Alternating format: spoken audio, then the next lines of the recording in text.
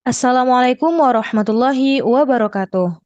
Perkenalkan, nama saya Nur Hazimah Nasution, NIM 42011111056 dari PSPM 20E Universitas Negeri Medan.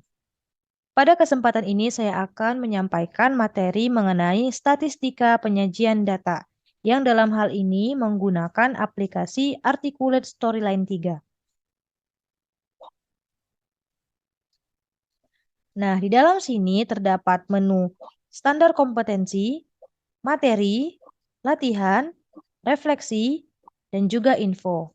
Yang dimana info di sini juga dibagi lagi melalui petunjuk tombol, daftar pustaka, dan juga create.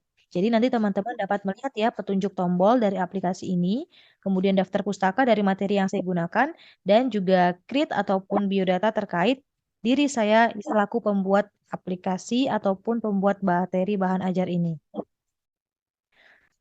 Langsung saja kita masuk ke dalam materi pembelajaran, yang mana di sini terdapat petunjuk, statistika, mean, median, dan juga modus. Namun dalam hal ini kita akan mempelajari materi yang pertama mengenai statistika.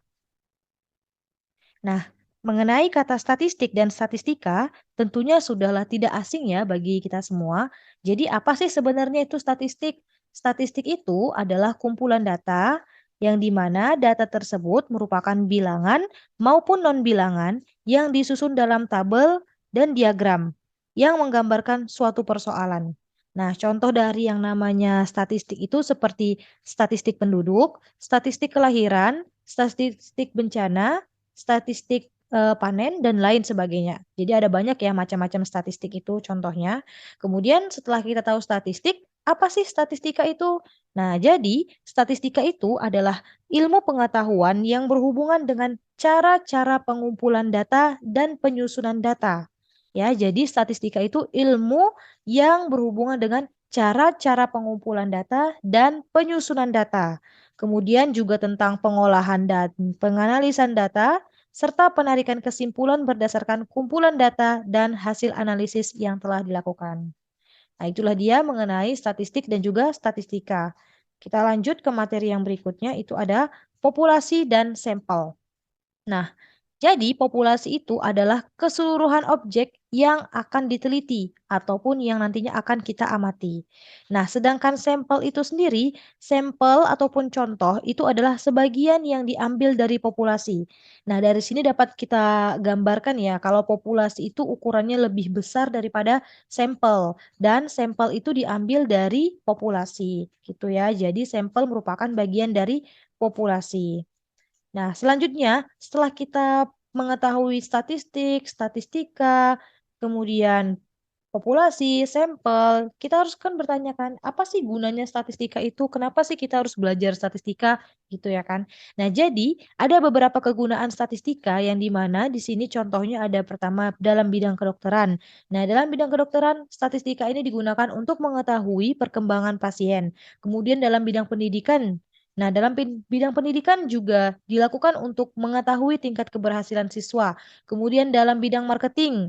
Nah, dalam bidang marketing ini erat hubungannya dengan penjualan dan pemasaran dan lain sebagainya. Jadi banyak sekali fungsi ataupun kegunaan dari statistika itu sendiri. Nah, selanjutnya ada macam-macam data. Nanti tadi kan kita sudah belajar kalau statistik ataupun statistika itu berhubungan dengan yang namanya data. Jadi di sini ada macam-macam data yang harus kita ketahui. Nah, data itu terbagi menjadi dua berdasarkan jenisnya. Yang pertama itu ada data kuantitatif. Nah, data kuantitatif itu adalah data yang dinyatakan dengan bilangan. Ingat ya, dengan bilangan. Dan kemudian data kuantitatif itu dibagi lagi menjadi dua, yaitu ada data diskrit, yang itu data yang diperoleh dari hasil menghitung, kemudian juga ada data kontinu. Yang di mana data kontinu ini adalah data yang diperoleh dari hasil mengukur. Selanjutnya, jenis data yang kedua itu adalah data kualitatif. Nah, ini harusnya data kualitatif. Data kualitatif itu adalah data yang tidak dapat dinyatakan dengan bilangan.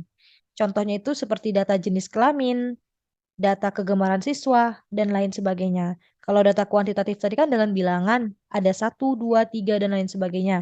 Sedangkan data kualitatif itu dengan non-bilangan yang tidak dapat dinyatakan dengan bilangan seperti data jenis kelamin. Jenis kelamin manusia kan ada dua ya, yaitu pria dan juga wanita yang dinyatakan dengan huruf ataupun dengan kata, bukan dengan bilangan. Kemudian selanjutnya, metode pengumpulan data itu ada dua, yaitu ada metode sampling dan juga metode sensus. Dan cara mengumpulkan data itu juga ada beberapa macam. Ada dengan cara wawancara, kemudian dengan melakukan pengamatan ataupun observasi, dan juga dengan melakukan koleksi, yaitu diambil dari data dari media cetak ataupun dari elektronik. Selanjutnya, setelah kita mengetahui macam-macam data, kita harus tahu data ini mau disajikan dalam bentuk apa. Sehingga kita di sini mempelajari penyajian data. Ini penyajian data. Nah, data itu dapat disajikan dalam beberapa bentuk. Seperti di sini yang pertama, dapat disajikan dalam bentuk tabel ataupun daftar, seperti di bawah ini. Jadi di sini ada data tinggi badan siswa, kemudian ada banyaknya siswa. Jadi dengan tinggi badan 125 cm, itu ada 3 orang siswa yang memiliki tinggi badan tersebut. Kemudian pada tinggi badan 130 cm, itu siswanya berjumlah 4 orang, dan seterusnya. Kemudian data juga dapat disajikan dalam bentuk diagram. Nah, diagram itu juga ada banyak ya. Yang pertama di sini ada contohnya diagram batang. Nah, ingat aja kalau diagram batang itu bentuknya per batang-batang. Ingat aja seperti batang coklat. Nah, ini kan seperti balok-balok, itulah disebut sebagai diagram batang. Di sini terdapat dua variabel yang dimana yang garis tegak ini ataupun garis vertikal ini adalah sebagai peserta lomba, kemudian garis horizontal ini sebagai tahun. Jadi cara membacanya itu adalah kita bisa membaca melihat di sini yang pertama, pada tahun 2007 itu peserta lombanya itu adalah berkisar antara 20 sampai dengan 30 orang. Kemudian pada tahun 2008 itu juga peserta lombanya berkisar antara 20 sampai 30 orang. Hanya saja pada tahun 2008 itu diagramnya ataupun grafik dari diagram batangnya itu lebih tinggi dari pada tahun 2007.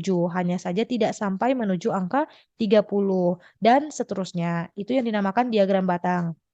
Kemudian ada juga yang namanya diagram garis. Nah, diagram garis ini sama halnya dan hampir sama dengan diagram batang. Hanya saja jika diagram batang tadi disampaikan ataupun disajikan dengan menggunakan balok-balok ataupun batang-batang, sedangkan diagram garis ini disajikan dengan menggunakan garis, garis-garis ataupun titik juga. Titik yang nantinya akan dihubungkan dengan garis. Cara membacanya juga tetap sama seperti ini. Berat badan 40 kg itu terdapat 6 siswa. Kemudian pada berat badan 41 kg itu jumlah siswanya ada 12. Kemudian berat badan 42 kg itu jumlah siswanya ada antara 14 sampai 16, berarti 15 dan seterusnya. Nah, begitulah diagram garis. Selanjutnya ada diagram lingkaran. Nah, diagram lingkaran ini sesuai dengan bentuknya, yaitu berbentuk lingkaran. Yang dimana satu lingkaran ini kita asumsikan ataupun kita katakan sebesar 360 derajat. Jadi nantinya banyaknya data akan dikonversikan dalam bentuk derajat sehingga bisa memenuhi dari variabel-variabel yang ada. Baiklah, materi selanjutnya itu adalah mean, median, modus. Setelah kita belajar statistika, selanjutnya kita akan belajar mean, median, dan modus. Di sini yang pertama kita akan belajar mengenai rata-rata atau mean atau mean. Nah, rata-rata itu disebut juga dengan mean yang nantinya akan dilambangkan dengan X bar. Nah, ini simbolnya sebenarnya harusnya ada X, ada di atasnya ada garis lurus. Jadi dibaca X bar. Nah, kita itu bisa menghitung nilai rata-rata atau nilai min dari data tunggal dan data tunggal berkelompok ataupun berfrekuensi. Jadi ada dua, ada data tunggal dan juga data tunggal berkelompok. Nah, jadi apa sih yang membedakan data tunggal dan data tunggal berkelompok? Jadi kalau misalnya data tunggal itu, kita itu mengumpulkan ataupun memperoleh data itu apa adanya gitu. Bisa berurutan ataupun acak gitu. Dan tidak mengelompokkannya ke tabel frekuensi. Nah, contoh tabel tunggal itu seperti yang di bawah ini. Nilai ujian matematika kelas 8B. Nah, sesuai ya tadi dia secara bisa berurutan, bisa juga acak dan juga tidak disajikan dalam tabel frekuensi. Nah, itulah ciri-ciri dari data tunggal seperti ini. Nah, kita harus menghitung min ataupun rata-rata dari nilai tersebut. Nah, di sini angka 5, 6, 7, 8, 9, pokoknya semua angka yang ada di sini yang ada 5, 9, 7, 8 yang ada di sini nilai ujian ini itu disebut sebagai datum. Nah, atau bisa dibilang kalau datum itu masing-masing angka yang ada pada suatu data. Jadi masing-masing angka yang ada pada suatu data itu disebut sebagai datum. Nah, untuk memperoleh nilai rata-rata pada penyajian ataupun pada data tunggal ini, kita ada rumusnya. Nah, rumusnya itu seperti ini. Min ataupun X bar itu sama dengan jumlah semua nilai per banyaknya data. Ataupun dalam simbol matematis itu disimbolkan dengan min sama dengan sigma X per N. Nah, jadi yang pertama kita lakukan adalah sigma X ataupun menjumlahkan semua nilai. Jadi, di sini ada 5 tambah 9 tambah 7 tambah 8 tambah 6 sampai akhir tambah 7 itu kita jumlahkan. Kemudian per N. N itu adalah banyaknya data. Jadi kita harus menghitung berapa sih banyak data yang ada pada data tersebut, pada nilai-nilai tersebut. Ada berapa nilai, ada berapa datum gitu. Jika kita hitung, di sini ada 1, 2, 3, 4, 5, 6, 7, 8, 9, 10, 11, 12, 13, 14. Ya, ada 36. Jadi nantinya N-nya itu adalah berjumlah 36. Nah, itulah dia contoh dari data tunggal. Nah, ini kan masih 36 datum ya atau 36 data ya. Kebayang nggak sih kalau misalnya itu datumnya itu ataupun datanya itu nanti ada 200 orang. Itu kayaknya sepertinya akan ribet kita untuk menghitungnya secara satu-satu seperti itu. Nah, jadi solusi untuk hal tersebut itu adalah dengan mengelompokkan data atau nilainya dengan tabel frekuensi.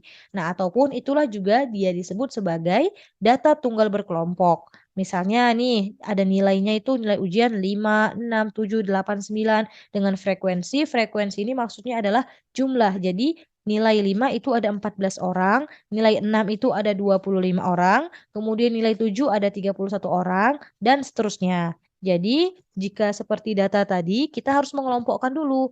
Kita cari terlebih dahulu dari yang terkecil mungkin yang lebih mudah. Nilai 5 ada berapa orang? Kita buat dalam tabel. Oh, ternyata ada 14 orang. Kemudian kita cari nilai 6. Oh, ternyata ada 25 orang. Kita masukkan ke tabel. Nah, itulah juga disebut sebagai ataupun solusi dari hal yang di atas tadi yang disebut sebagai data tunggal berkelompok. Nah, untuk rumus data tunggal berkelompok itu ditulis seperti ini.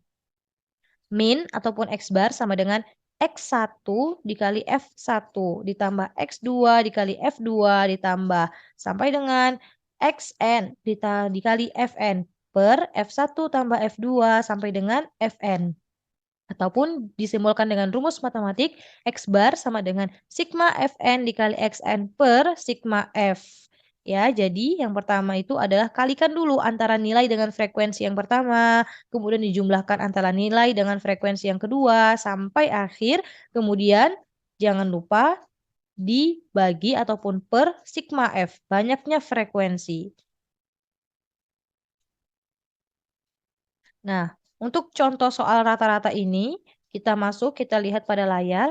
Di sini ada data nilai ulangan harian IPA kelas 81. Berapa banyak siswa di kelas itu yang nilainya lebih dari rata-rata? Yang ditanya di sini adalah berapa banyak siswa di kelas itu yang nilainya lebih dari rata-rata. Berarti yang langkah pertama harus kita lakukan adalah mencari rata-ratanya tersebut. Mencari rata-ratanya dahulu, ya kan? Nah, penyelesaiannya itu kita masukkan dengan rumus tadi yaitu X bar sigma Fn dikali Xn per sigma F, di mana di sini berarti nilai pertama dikali frekuensi pertama, yaitu 5 dikali 9, kemudian nilai kedua dikali frekuensi kedua, yaitu 6 dikali 10, kemudian dijumlahkan dengan nilai ketiga dikalikan dengan frekuensi ketiga, sampai seterusnya. Kemudian per sigma F, ataupun jumlah dari seluruh frekuensi. Sehingga nanti pada hasil akhirnya itu adalah 265 per 40. Kemudian setelah dihasilkan, maka menghasilkan 6,625. Nah, setelah ini kan kita sudah tahu, kita peroleh bahwasannya rata-ratanya itu berjumlah ataupun bernilai 6,625. Nah, karena tadi yang ditanya adalah berapakah jumlah siswa yang nilainya di atas rata-rata, berarti karena nilai rata-ratanya 6,625, maka nilai di atas rata-rata tersebut adalah nilai 7. Nah, jadi kita bisa hitung nih ada berapa frekuensi ataupun ada berapa orang yang nilainya dari 7 ke atas. Di sini ada 12, kemudian ada 6, ada 1. Sehingga dijumlahkan 12 tambah 6 tambah 1 itu adalah 21 siswa. Jadi ada 21 siswa yang nilainya itu di atas rata-rata. Selanjutnya, setelah kita belajar min ataupun nilai rata-rata, kita akan belajar mengenai nilai tengah ataupun median. Nah, nilai tengah ataupun median ini disimbolkan dengan me, gitu ya. Nah, jadi apa sih median itu? Nah, jadi median itu adalah datum ataupun nilai yang letaknya itu di tengah dari suatu data. Tapi harus yang penting diingat ini juga adalah ada syaratnya. Syaratnya itu adalah datanya itu harus sudah diurutkan dari yang terkecil sampai yang terbesar. Nah, setelah itu baru kita bisa mencari mediannya. Nah, di sini contohnya ada gambar ilustrasi ini, ada gambar di sini ada tinggi badan yang di pertama ada 175, 150, 170, 167, 160. Nah, dari gambar yang atas ini kita dapat tahu bahwasannya yang di tengah ini adalah yang 170. Namun kembali lagi kalau yang namanya median, syarat pertamanya haruslah diurutkan dari yang terkecil hingga yang terbesar. Sehingga gambar kedua ini kita lihat dari 150, 160, 167, 170, 175. Setelah diurutkan dari yang terkecil hingga yang terbesar, barulah kita ambil nilai tengahnya. Maka di sini nilai tengahnya ataupun datum tengahnya adalah 167 cm. Nah, di sini juga dikatakan, pada bahasan median, kamu bisa perhatikan jumlah data yang ada. Misal datanya itu ganjil ataupun datanya itu genap. Nah, untuk contoh gambar yang kita tampilkan ini merupakan data ganjil karena di sini jumlah orangnya ada 5 sehingga kita dapat tahu bahwasannya di sini yang tengahnya ada satu orang. Kemudian di sini pada materi median tiap rumus itu ada perbedaannya. Tadi kan ada tentang median data ganjil dan juga data genap ya.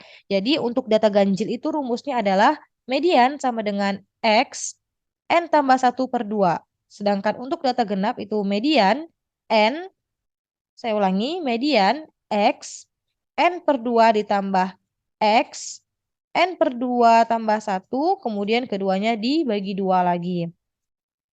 Nah, untuk data berjumlah ganjil seperti gambar tadi kita tuh langsung tahu angka tengahnya berapa. Tapi kalau untuk data yang berjumlah genap itu pastinya nanti akan ada dua angka ataupun dua datum yang nilainya itu di tengah.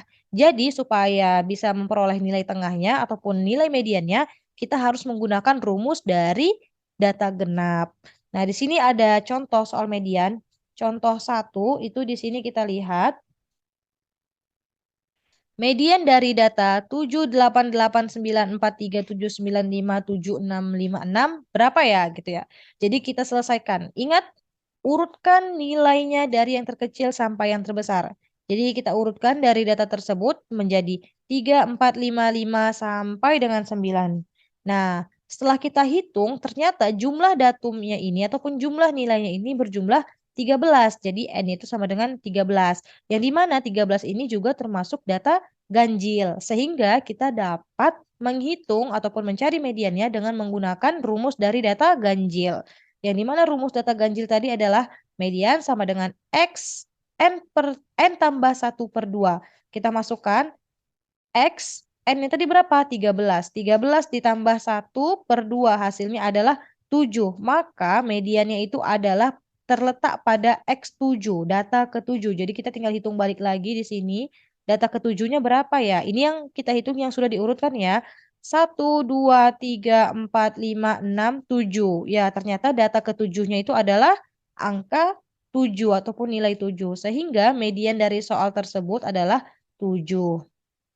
Selanjutnya, soal kedua. Median dari data berikut adalah, nah di sini disajikan dalam bentuk tabel.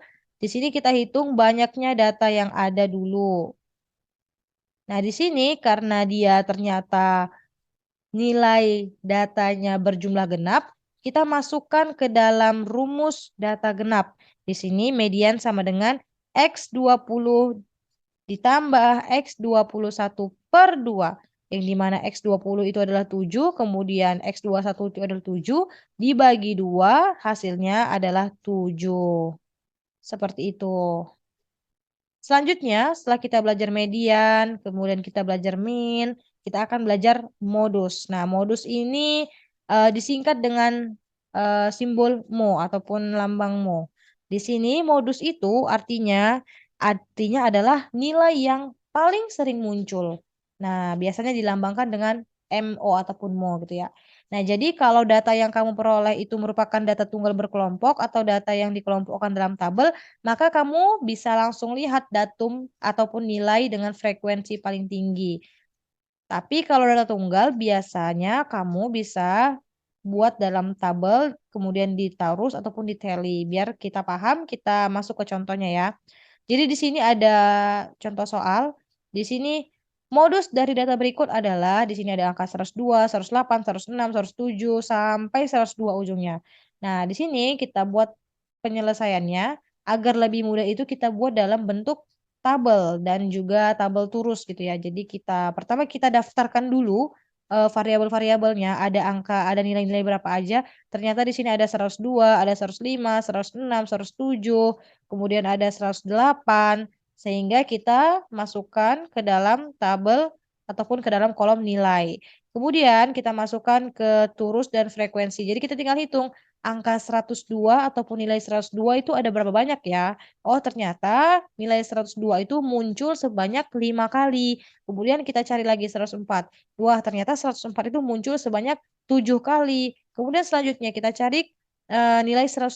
Ternyata dari data tersebut angka 105 itu muncul sebanyak 9 kali sampai seterusnya. Nah, setelah kita mendapatkan semuanya, semua frekuensi dari nilai-nilai tersebut, kita dapat melihat nilai ataupun datum manakah yang paling sering muncul, yang paling banyak muncul. Nah, dari hal ini kita dapat melihat ya bahwasannya nilai yang paling sering muncul adalah nilai 106 karena dia muncul 11 kali. Jadi dari soal tersebut kita dapat simpulkan bahwasannya modus dari data tersebut adalah 106 yang muncul sebanyak 11 kali. Nah, itulah dia pembelajaran yang dapat kita sampaikan, kita pelajari hari ini mengenai statistika, median, dan juga modus. Nah, untuk memperdalam lagi pemahaman teman-teman semua, di sini ada saya siapkan soal latihan. Soal latihannya berupa esai, nanti dapat dikerjakan masing-masing. Kemudian di sini juga terdapat refleksi. Ya, terdapat refleksi yang dimana di sini sebagai penguat kembali terhadap pemahaman yang telah disampaikan. Kemudian di sini ada info, di sini ada petunjuk tombol bagi teman-teman yang mungkin masih bingung dalam menggunakan articulate ini. Teman-teman bisa melihat simbol-simbol yang ada di sini. Kemudian di sini juga ada daftar pustaka yang di mana di sini merupakan sumber-sumber yang saya gunakan dalam mengerjakan eh, tugas ini. Kemudian di sini juga ada create ya, di mana tahu mungkin teman-teman ingin berkenalan dengan pembuat ataupun penyaji dari materi ini. Ya baik, mungkin hanya itu saja yang dapat saya sampaikan. Mohon maaf atas segala kekurangan. Sesungguhnya kesalahan mutlak datangnya dari manusia dan kebenaran datangnya dari Tuhan Yang Maha Esa.